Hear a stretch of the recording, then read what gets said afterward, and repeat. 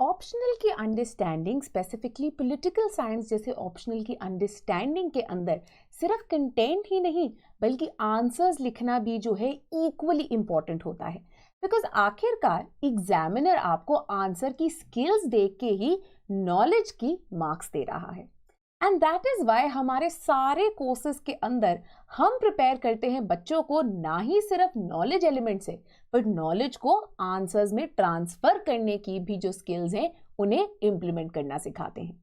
And इसी के चलते हुए we have ended up creating a number of toppers in our political science and international relations optional, including rank 64 Anirudh Pandey, Ayesha Fatima, Shrey Shashank and numerous others. अब इसी के चलते हुए हम एक और बैच लेके आ रहे हैं जिसकी शुरुआत होगी 24 जुलाई 2023 से। पहली चीज, अगर आप मेनली कंटेंट पे फोकस करना चाहते हैं और अपने आंसर्स को सेल्फ इवैल्यूएट ही करना चाहते हैं तो आप ज्वाइन कर सकते हैं हमारा विदाउट इवैल्यूएशन कोर्स। साथ ही में बैच 5 का कूपन भी यूज कर सकते हैं अर्ली बर्ड डिस्काउंट के लिए, जो कि 16 जुलाई तक वैलिड रहेगा। इसके अलावा अगर आप इवैल्यूएशन एंड डिटेल्ड फीडबैक भी चाहते हैं अपने आंसर्स पे तो आप हमारा विद आंसर इवैल्यूएशन का बैच ज्वाइन कर सकते हैं, या फिर अगर आप सिलेक्टेड कैंडिडेट से मेंटरशिप भी लेना चाहते हैं तो आप हमारे मेंटरशिप कोर्स का हिस्सा बन सकते हैं। इंपॉर्टेंटली 16 जुलाई तक 10% ऑफ वैलिड है इन सारे कोर्सेज पे, मतलब ऑलरेडी ये जो किफायती कोर्सेज है स्टार्टिंग एट ओनली ₹12,000 उस पे भी आप ऑफर अवेल कर सकते हैं। साथ ही साथ में possibly one of the most holistic and quality oriented PSIR optional के एक कोर्स है और इनका फायदा उठा के आप भी अपना रैंक जो है हासिल कर सकते हैं। तो चलिए बढ़ते हैं आज की वीडियो की तरफ। Now let's move on to a very important question which is to do with the role of the president. ठीक है, अब क्वेश्चन देखते हैं। Again not a straightforward question and again expect such not straightforward questions as far as IGP is concerned, and again the more you write the more you broaden your horizons, उतना बेहतर आप इन questions को attempt कर पाएंगे। अब question देखते हैं। It says the very method of the election of president is indicative of the critical role expected of the office. Right अब हमें दोनों चीजें पता है।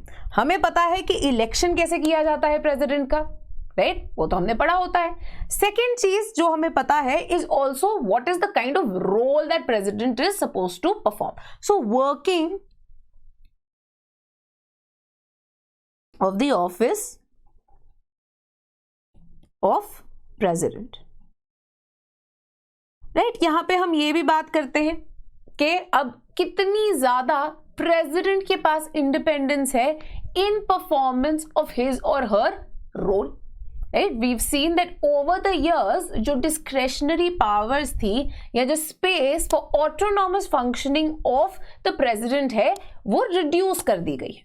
राइट सो फॉर एग्जांपल हमें पता है कि 24th कॉन्स्टिट्यूशनल अमेंडमेंट एक्ट के तहत प्रेसिडेंट ने जो है अब साइन अपना असेंट देना ही देना है जो कॉन्स्टिट्यूशन अमेंडमेंट एक्ट्स होते हैं उनको। देन वेरी इंपॉर्टेंटली जो 42nd अमेंडमेंट एक्ट आया उसके तहत जो aid and advice of the prime minister heading the council of ministers थी उसको बाइंडिंग कर दिया गया प्रेसिडेंट के ऊपर। 44th अमेंडमेंट के तहत 44th कॉन्स्टिट्यूशन अमेंडमेंट के तहत partially some space for autonomous functioning to the president restore की गई, जहां पे इन्हें बोला गया कि आपके पास ऑप्शन है कि आप जो भी सजेशन भेजा जा रहा है उसे रिकंसिडरेशन के लिए वापस भेज सकते हैं अपने लेजिस्लेटिव बॉडी के पास। बट अगर उसे वापस भेज दिया गया whether it's with changes or without changes, the president has to assent to the same. Right? So over the time we've seen that there has been a curtailing of what we would imagine as an independent functioning of the president's office. ना यहाँ पे question क्या बोल रहा है, यहाँ पे question ना ही सिर्फ इलेक्शन की बात कर रहा है ना ही ये सिर्फ रोल ऑफ द प्रेसिडेंट की बात कर रहा है कि प्रेसिडेंट के अंदर भी अब हम देखते हैं कि किसके president, right? We say he is president of India. He is head of the state, right? Therefore, he is not just a president for the central government. he is also the head of the state as far as the units of federal India are concerned. ठीक है, तो अब ये बहुत सारी चीजें जो है इनकलकेट की गई हैं. Similarly, there is another thing that we understand that when we look at the office of the president, there are two things that stand out. और यहाँ पे आप instance use कर सकते हैं जो oath of president होती है उससे, है ना. अब हमें जो रोल ऑफ प्रेसिडेंट है, हमें पता है कि इंडियन कॉन्स्टिट्यूशन के अंदर हर चीज जो है ब्लैक एंड व्हाइट में लिस्टेड आउट नहीं है. कुछ चीजें जो हैं obviously they are bound by जो पार्लियामेंट्री कुछ कस्टम्स है, राइट. साथ ही साथ में what is provided for in other areas of the constitution and other provisions. तो ओथ जो है फॉर एग्जांपल ड्यूटी बाउंड करती है प्रेसिडेंट को कि इन्होंने प्रोटेक्ट, प्रिजर्व, डिफेंड करना है कॉन्स्टिट्यूशन ऑफ इंडिया को. दूसरी चीज, इन्होंने अपने ऑफिस को यूज करना है इंश्योर करने के लिए कि जो वेलफेयर है of the people of India that is being looked after. ठीक है, तो अब ये दोनों provisions in the oath of the president also highlight the kind of role that is expected of the president. Now what we have to do is we have to correlate the two. एक चीज की जो method of the president of India के election है वो किस तरह से हाईलाइट करता है या किस तरह से the role that was expected of the president to play, उसको इंश्योर करने के लिए हमने इस तरह का एक इलेक्टोरल मेथड बनाया है कि जो इंसान इलेक्ट होके आए as the president is able to perform all of these roles that are expected of him or her. तो ये चीज जो है अब हमने इलैबोरेट करनी है ना. किस तरह से हम आगे बढ़ेंगे? सबसे पहले तो obviously we should talk about at the very outset कि मेथड ऑफ इलेक्शन होता क्या है प्रेसिडेंट का. कि प्रेसिडेंट ऑफ इंडिया जो है obviously one of the most important roles है, हेड ऑफ द स्टेट है, ये सिंबलाइज करते हैं इंडिया की, राइट. तो अब हम ये लिख सकते हैं, ये सिंबलाइज करते हैं. ये के.एम. मुंशी की किताब आई थी तो आप इसको जरूर लिख लीजिएगा, राइट. के.एम. मुंशी की किताब आई थी इंडिया के वर्किंग पे ऑफ द पॉलिटिकल सिस्टम, जहां पे उन्होंने बोला था कि जो प्रेसिडेंट है ये क्या है, ये सिंबल है of the unity of the republic of India.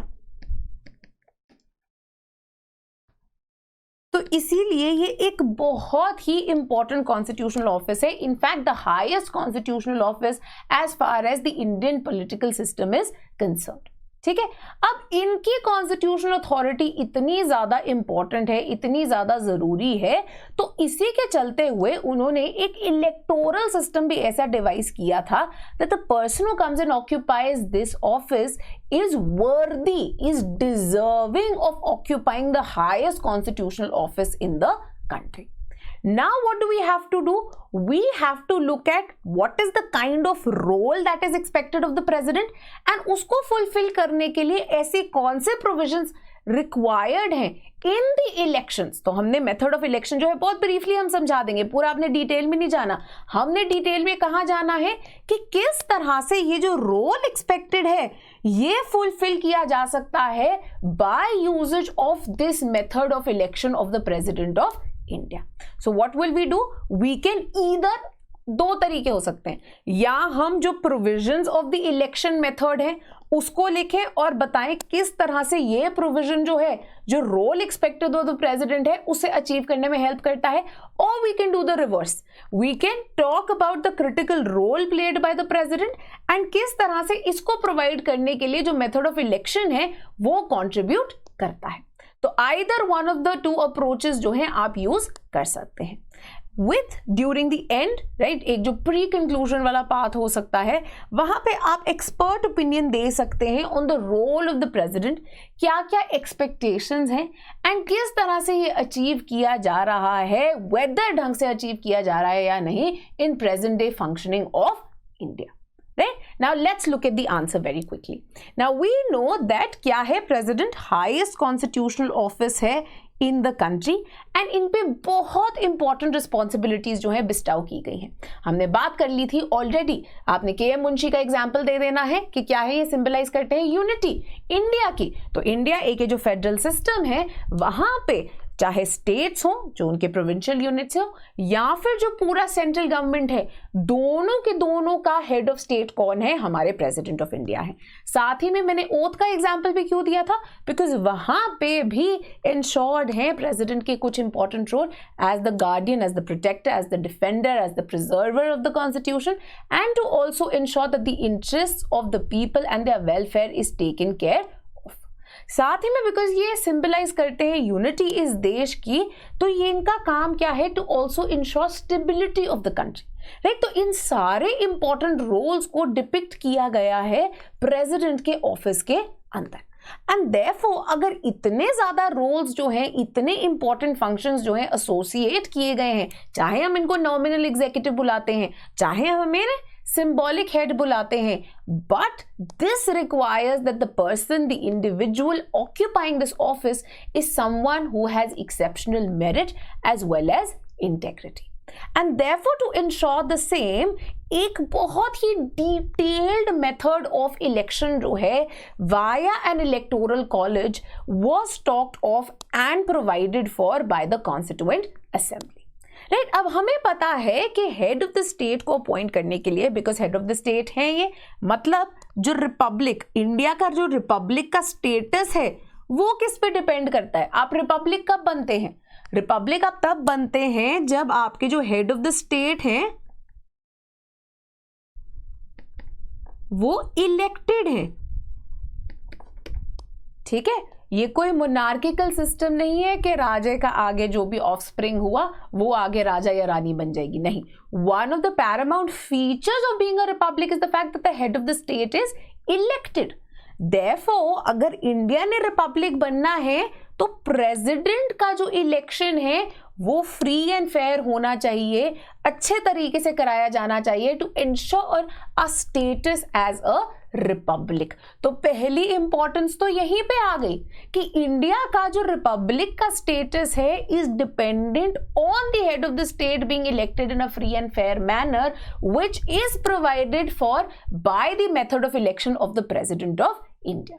ठीक है, तो यहां पे ये रिपब्लिकन नेचर, रिपब्लिक की नेचर दिखाने के लिए क्या किया गया है, यहां पे एक मेथड ऑफ इलेक्शन दिया गया है जहां पे indirectly the president is chosen by the people.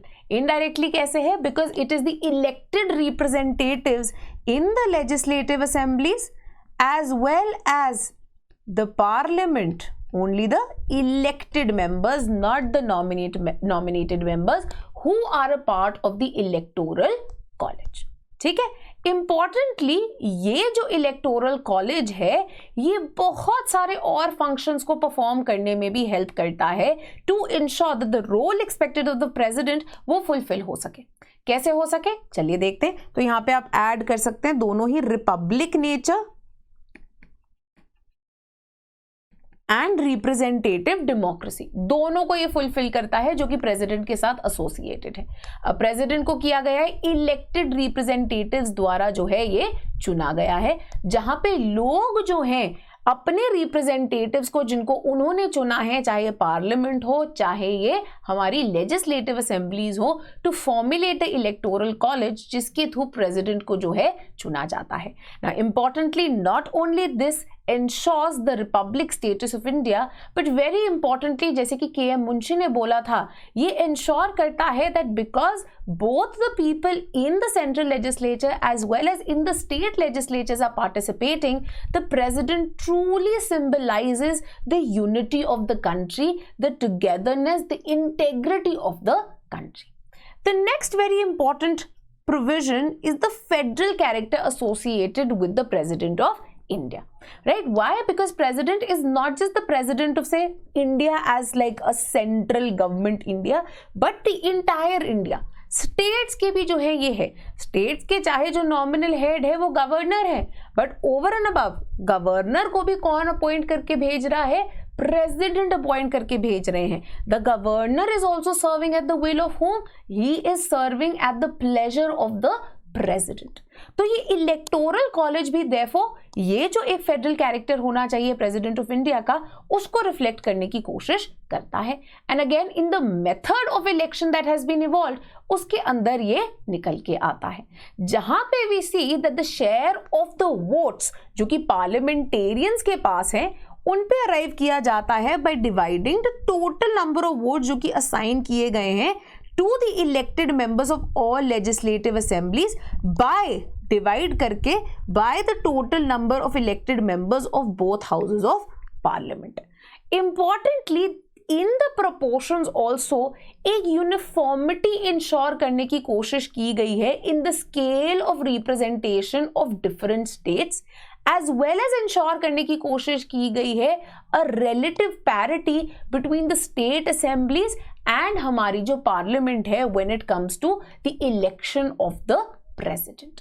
ठीक है, एट द सेम टाइम जो हमारे लेजिस्लेटर्स का जो वोट है, जो हमारे लेजिस्लेटिव असेंबलीज एमएलए का जो वोट है, वो डिपेंड करता है on the size of the legislative assemblies, which of course is also related to the population of the state, and therefore to ensure that all people जितनी depending on the population, depending on the size of the legislature, that is reflected in the appointment of the president as well, ये चीजें in the method of election जो है ensure की गई है। Then very importantly the method of election also ensures checks and balances.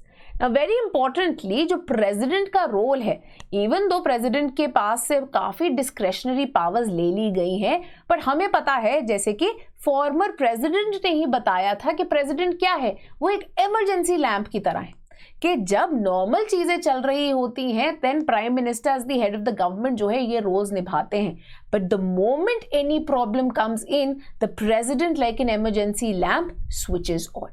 And therefore very importantly president एक concrete role play कर रहे हैं टू इंश्योर, उनका काम है ना प्रिजर्व करना, डिफेंड करना कॉन्स्टिट्यूशन को, तो इसीलिए उनका एक और रोल है कि concentration of power, any authoritarian tendency coming with in the prime minister and council of ministers, इसको ये इन चेक रखें। राइट, उनका रोल है कि जो बिल्स पास किए जा रहे हैं उनके ऊपर वो नजर रखे, बिकॉज उनके पास फाइनल पावर है ऑफ असेंटिंग टू द बिल्स, जहां पे वो रिटर्न भी कर सकते हैं रिकंसिडरेशन के लिए, जहां पे वो रिफ्यूज भी कर सकते हैं, एंड वेरी इंपॉर्टेंटली अपना पॉकेट वीटो जो है उसे भी अप्लाई कर सकते हैं। And therefore to ensure the best interest of the country, जो मेथड ऑफ इलेक्शन है वो भी इस तरह से दिया गया है कि प्रेसिडेंट को एक डाइवर्स ग्रुप ऑफ रिप्रेजेंटेटिव्स जो है इलेक्ट करता है।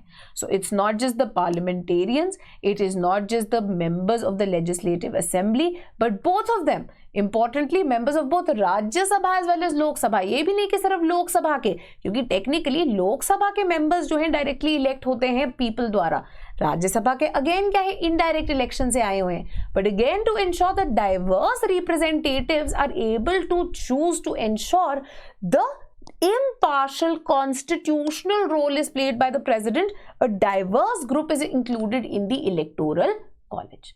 Very importantly, the merit and integrity of the president is very critical, and therefore for participating in the elections to become the president of India, एक strict eligibility criteria जो है impose किया गया है, including not just being a citizen of India but being at least 35 years old, possessing qualifications जिसके लिए आप membership of लोक सभा acquire कर सकते हैं, right, जिसके through ये ensure किया जा सके कि certain deliberative and discretionary powers, चाहे however limited, president जो है perform कर पाता है।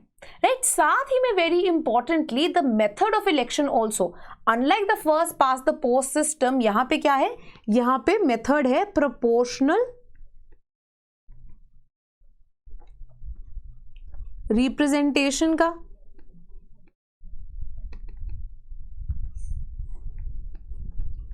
राइट, ये प्रोपोर्शनल रिप्रेजेंटेशन के सिस्टम के अंदर इंश्योर करने की कोशिश की गई है that there is proper deliberation with respect to the functions that the president is performing, right? Why?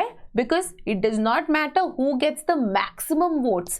यहाँ पे क्या है, यहाँ पे आपने इंश्योर करना है के जो प्रेसिडेंट है उनके पास मेजॉरिटी ऑफ द वोट्स जो है जरूर आते हैं। Very importantly, given the method of election, जहां पे आपने एक रैंकिंग देनी है सारे कैंडिडेट्स को, this also ensures deliberation at the level of the individual member of the electoral college that how does a candidate compare to other candidates in the role that the candidate is expected to play अगर वो president of India बन जाते हैं। Then very importantly, there is also the idea of stature and acceptability, right? Because president is the unifying element, the president should be acceptable to one and all. Their stature should be such that there is respect and an acceptability coming from all members of the parliament and साथ ही साथ में इनसे एक non partisan role जो है वो भी एक्सपेक्ट किया जाता है। एंड अगेन ये कैसे इंश्योर किया गया है? ये इंश्योर किया गया है again by the same manner that it's not first past the post system where in all you need to do is ensure maximum number of votes, but what is required is कि आपके पास majority एक vote Kota, एक minimum vote Kota जो है आपके पास आना चाहिए, which is obviously the majority of the votes polled. जब तक एक कैंडिडेट के पास वो मिनिमम वोट कोटा नहीं आता है, the cyclical process of elimination keeps going on till the time you arrive at a candidate who is able to secure a majority of the votes in the electoral college. And उसके through ये जो important चीजें associate की गई हैं with the president of India, ये ensure की जा सकती हैं। ठीक है, तो ये हमने अब क्या किया? We've looked at the role and the expectations of the president, plus we've also seen that how the method of election is contributing to the same. However, despite such a rigorous method being evolved by the Constituent Assembly, there continue to be debates with respect to the election of the President of India. In fact, Constituent Assembly के अंदर ही बहुत सारे disagreements थे, जहां पे certain members such as KT Shah ने argue किया था that given the constitutional office, given the importance of the president, rather than an indirectly elected president via an electoral college, we should have a directly elected president. Right? Very importantly, इनका ये मानना था that the way in which the president is elected, which more often than not, especially अगर हमारी जो parliament है as well as to a certain extent states also, वहाँ पे एक single party thumping majority enjoy करती है, this might impact the sort of president that is elected, leading the president to become a mere gramophone of the prime minister या फिर a mere rubber stamp, जो कि हम नहीं चाहते हैं, because parliamentary form of government के अंदर given the close relationship and interdependence between the legislature and the executive, we need the president playing a critical role as a method of checks and balances. ठीक है, now when it comes to therefore the powers of the president also, दो तरह की scholarship जो है India के अंदर exist करती है। One is more realistic, one is more pragmatic, जो कि कहती है कि देखिए, even though huge words have been associated with the president of India, at the end of the day the president is what? He is the nominal head, he is a ceremonial head, जिसको aid and advice of the council of ministers headed by prime minister के accordingly ही काम करना है। However, on the other hand, there exists a legal school also, जो कि कहते हैं that the devil lies in the details. So there are certain unsaid areas in the constitution which can actually provide a scope for discretionary as well as independent functioning of the president of India. And in fact, इसी चीज को highlight भी किया गया है. So for example, सोली सोराब जी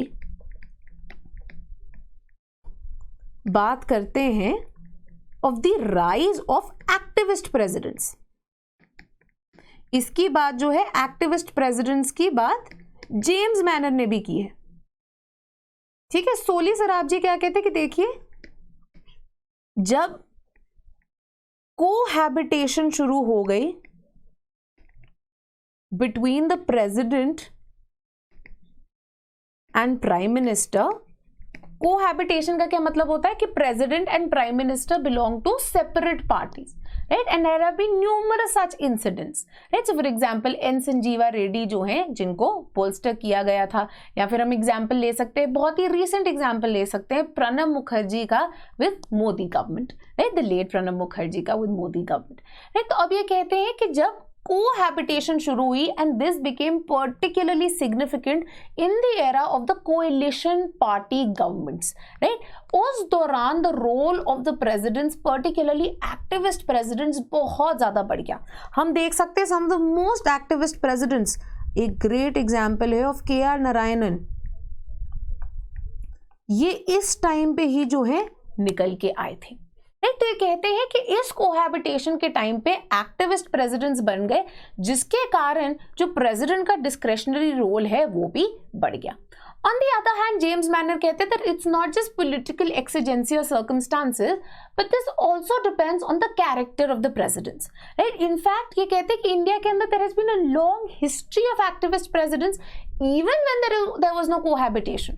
तो ये example ले लेते हैं. ये कहते हैं when you look at the first president of India as well as the first prime minister, Dr. Rajendra Prasad and Jawaharlal Nehru, they both belonged to the same party because this was the Congress system which was existing then, and yet there were numerous times where there were run-ins between the president as well as the prime minister of India with respect to the kind of role that the president is expected to perform.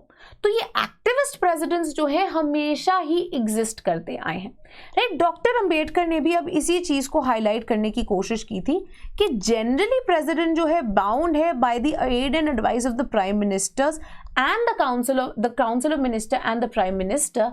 However, given the kind of role that the president is expected to perform, right, in the parliamentary form of government, while adhering to the same, when the need arises, president को जो है only for safeguarding the constitution should exert his or her say, and that is about it.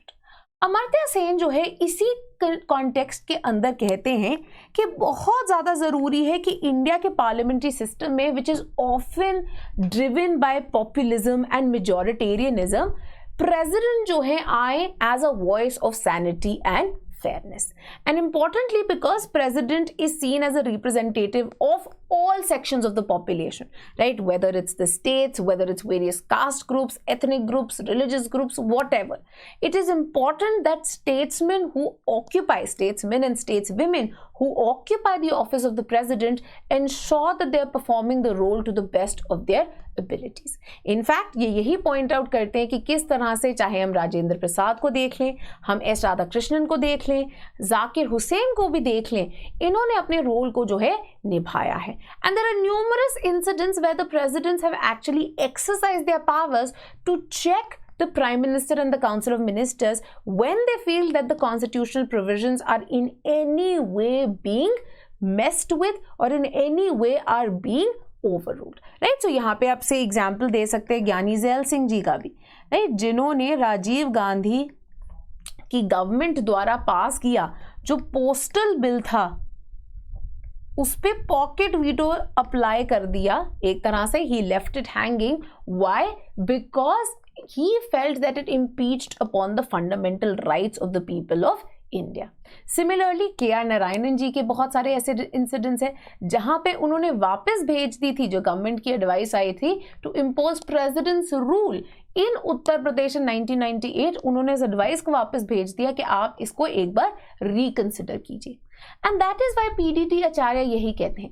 ये कहते हैं that you have to understand that the President of India is not a mere rubber stamp. It is possible and it is imperative upon the President to actually intervene on behalf of the citizens of India against any kind of tyranny or authoritarianism अगर जो real executive है इसके अंदर indulge करने की कोशिश करता है. And that is why PDT आचार्य यही कहते हैं कि इंडिया को क्या जरूरत है? India needs presidents. India does not merely need holders of presidential office, right? And therefore, the method of election has also tried to ensure the same. However, with increasing thumping majority of one-party rule, sometimes this can lead to problems, leading to the emergence of rubber stamp presidents who are not as invested or maybe who are not as rigorous in their approach of performing the role of the president, right? जिसके कारण जो है controversies have arisen, and therefore there have also been discussions with respect to maybe reforming the method of election of the president to ensure the president who holds the office is someone who's also very aware of the kind of role that is expected from them. And in the change and reforms expected, one of the many reforms जो कि ensure किए गए हैं, ये कहते हैं while the method of election may be great, maybe we can tweak the kind of people who are eligible to be presidents of India. So rather than the people who've been very active, and again this was an expectation जो कि impose की गई थी, that the president के लिए जो nominee हो should not be a very political figure or someone who's been very active in politics of recently. However, such customs have been eroded and negated very often, and therefore it is important that certain guidelines are talked of when we talk of the people who can contest for presidential elections to ensure that the merit and the integrity of the office is ensured given the kind of person who comes to occupy this office of President of India.